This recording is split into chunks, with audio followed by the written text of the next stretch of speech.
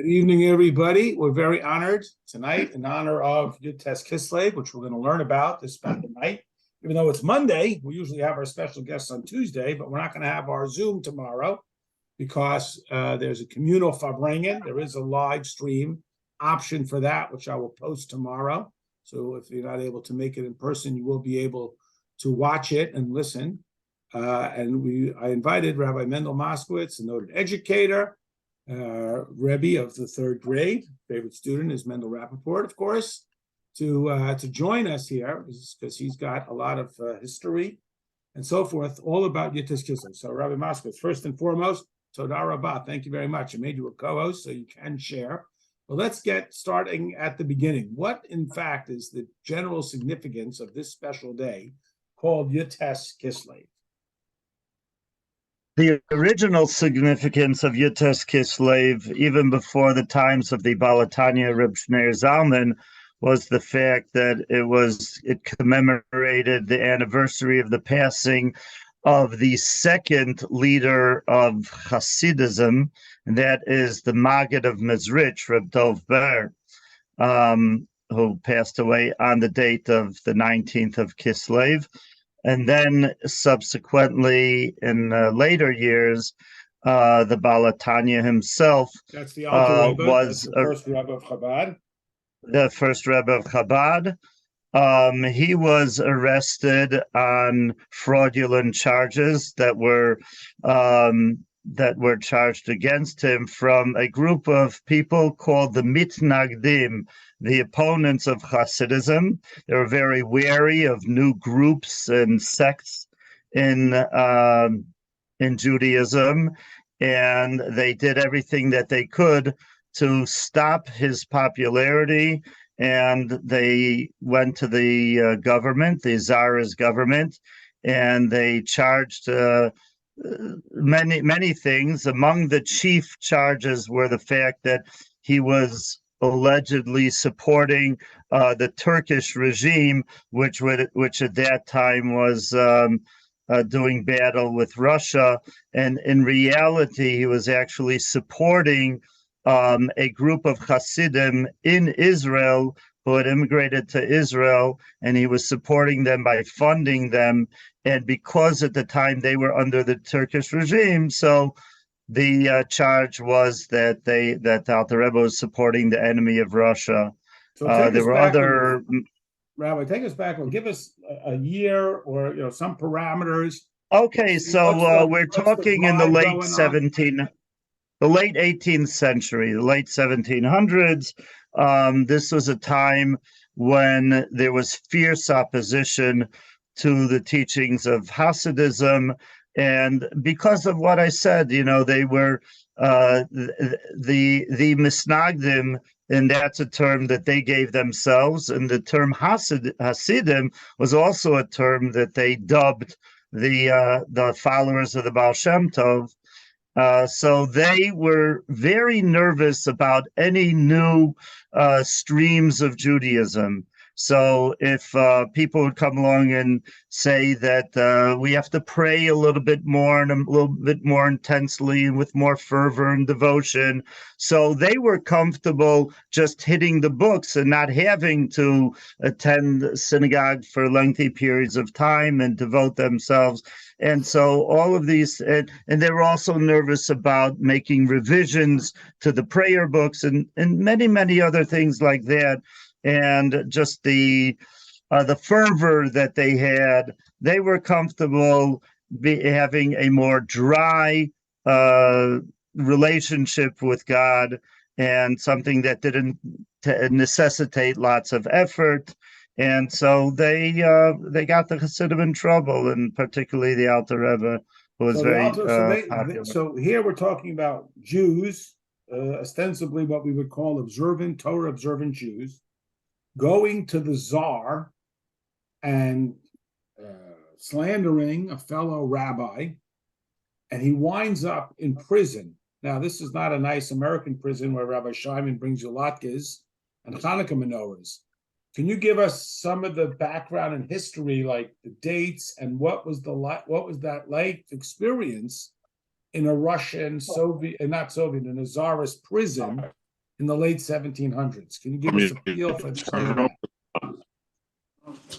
Well, firstly, you have to say that practically every one of the Chabad rabbis at one time or another was put into some sort of prison or house arrest.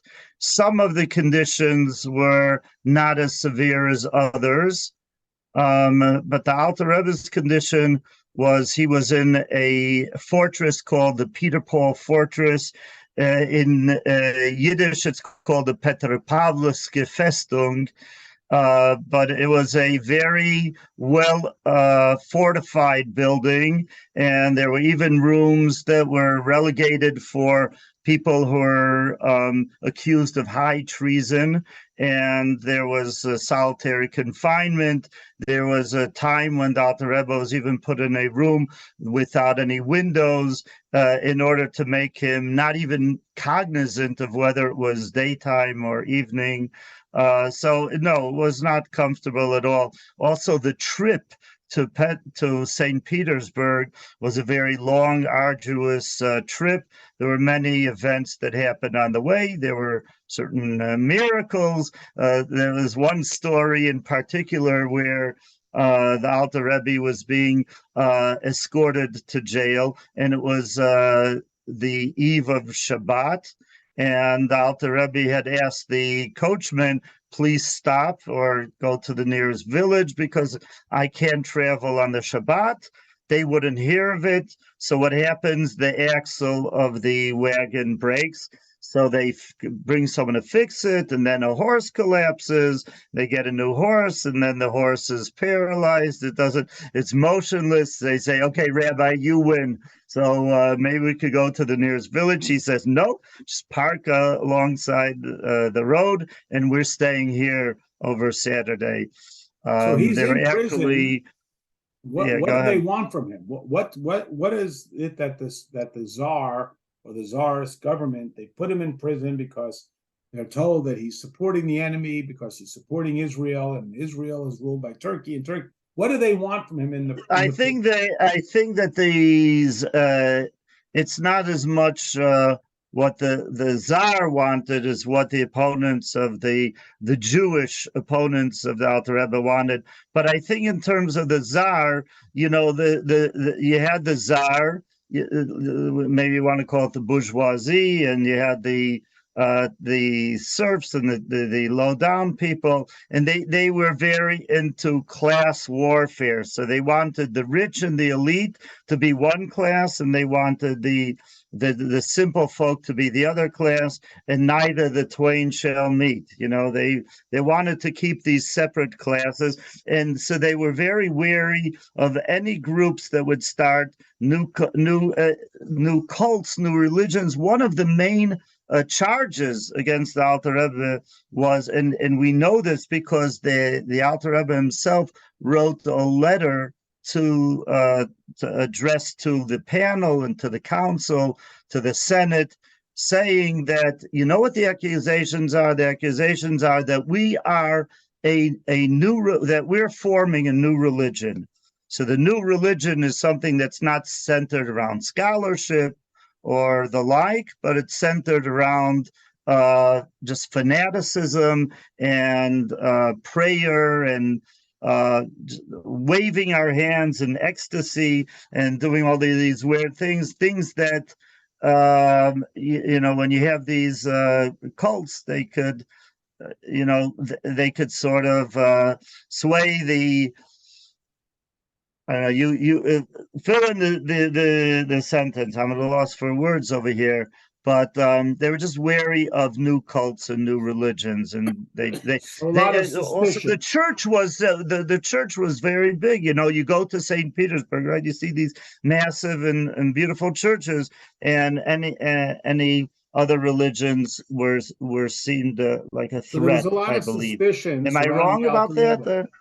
A lot Excuse of suspicion. Saying so, a lot of suspicion. Just to sort of bring us back. So there was a lot of suspicion. He gets arrested. He's brought to this Peter Paul prison. And was there an immediate sentence? Was there any sense of interview, trial?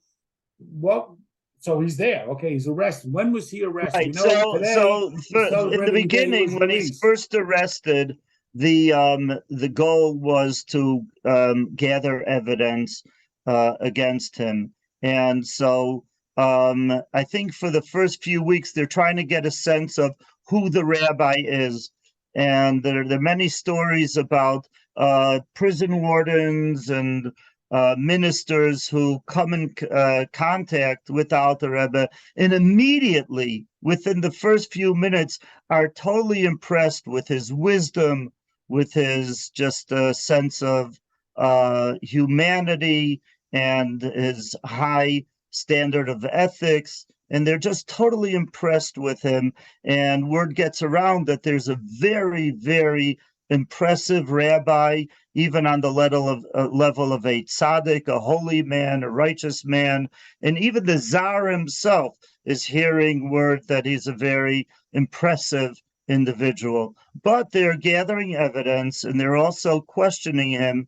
Now, the questioning did not take place in the Peter Paul fortress itself. That was relegated to people who were just there. They were incarcerated, but every once in a while, there was a river that divided the place where he was interrogated and the place where he was incarcerated.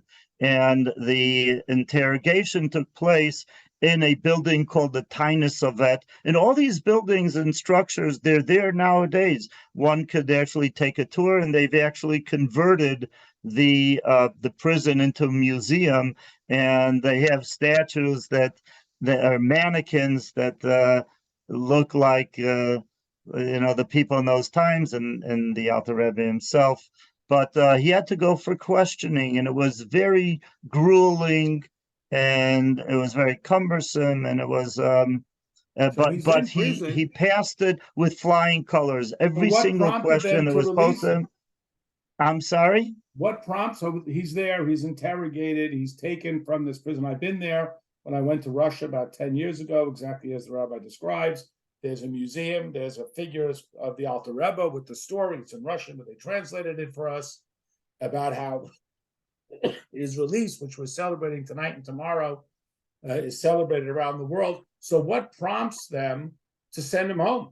I mean, is it some sense of fair play? Do it was just sort of innocent until proven guilty, or there was a whole battery of questions that were posed to him, and he answered every single question with such eloquence and with such erudition that they realized that these charges are false. There's no way that this man is a threat. And not only is he not a threat, but when he was actually discharged, they even conferred upon him the title of honored citizen of Russia for generations. And it's something that really helped the Lubavitch movement, and each of the subsequent Rebbes carried with pride that title, and they used it, for instance, in the war effort against Napoleon when Russia was fighting France, and the Alter Rebbe and his Hasidim and his family were on the run, and they were escaping Napoleon's onslaught. So what's very interesting is that the Alter Rebbe had a police escort, soldiers who escorted him the entire way, no matter which city or which village they were running to. They were escorted by Russian soldiers, and it was because the Alter Rebbe showed such loyalty to the Russian government that they actually afforded him that luxury and that privilege. So we've talked about the events, the history. Can you help us understand what the significance this has? Okay, it's a great, wonderful day that this rabbi who was falsely imprisoned and slandered was even able to persuade the Tsar and his buffoons of his righteousness. And he was released, which is, of course, a wonderful thing and reason for celebration. But what is the meaning, sort of conceptually, that Yud Tes Kislev, the 19th day of Kislev, that we're just beginning to celebrate tonight and tomorrow, what is the significance that it has for Jews around the world. Here we are 200 plus years later.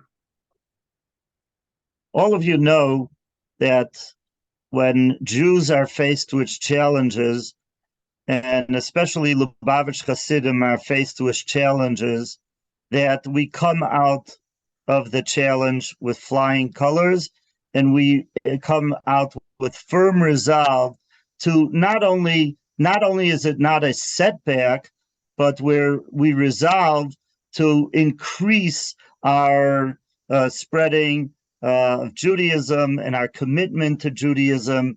So even with regard to the story of the Alter Rebbe putting in prison in St. Petersburg, there's an expression in Yiddish, Far Peterburg und noch Peterburg, that prior to his incarceration, the Alter Rebbe, although he had a very strong connection with his followers and adherents, and even printed the Tanya, but nevertheless, he was a little bit elusive. He was a little bit of a private individual, someone that didn't want to be bothered too much because he had his own spiritual fulfillment to look forward, but look towards. But I believe it was once a month that the Alter Rebbe would hold court for his Hasidim, and he would tell over words of Torah. After he was released, and after he also had a spiritual encounter with his mentors, the Maggid of Mezrich and the Baal Shem Tov, who it says that they actually visited from the other world. They visited him in prison, and the Alter Rebbe posed the question, why am I here? Ma pishi machatati, what is my crime? What is my sin that I'm here in prison? And they said, because you're exposing people to the views of Hasidus, which is maybe not meant for the average layperson. So the Alter Rebbe says, should I stop spreading Hasidism? And they answered, no, now that you've started, continue, and you should continue even more so. So when the Alter Rebbe was released, he actually met with his Hasidim, and he spoke with them, and he inspired them on a weekly basis as opposed to a monthly basis. But then the whole movement blossomed, and everyone realized that this is a movement to contend with, and it's something that's not going away that quickly. And so it just spread from there. After the Alter Rebbe passed away, his son, the Reb Dov Ber, took over the helm of the movement, and it says that he gained tens of thousands of followers, and the rest is history. And here we are on Zoom, and we're spreading Hasidus. So that's why it's a significant day. Beautiful. Well, we want to thank you, Rabbi, for taking the time. We have a traditional greeting on this day, just like we do on the Rosh Hashanah. We wish people a sweet new year. We wish them a good Yontif, and we should all be written and sealed for a good year in the ways of Hasidus and the teachings of Hasidus. So as we mentioned, Amen. one of the traditions is that we begin the study of the previous Rebbe's chart of how we study a little bit of the Tanya every day. And it's available as many wonderful classes on Chabad.org and numerous other ones and new ones coming out. We have our Tanya thoughts that I showed you, just a quick 30 to 45 second life lesson takeaway. And tomorrow night, there's a big communal Farbrengen, so we won't have our Zoom, but I will post a live link for people who are not able to come. It's going to be hosted at Free on Devon Avenue.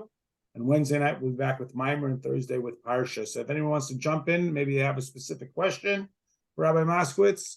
Otherwise, we want to thank him for his time and thank everybody for joining. Good Yontif.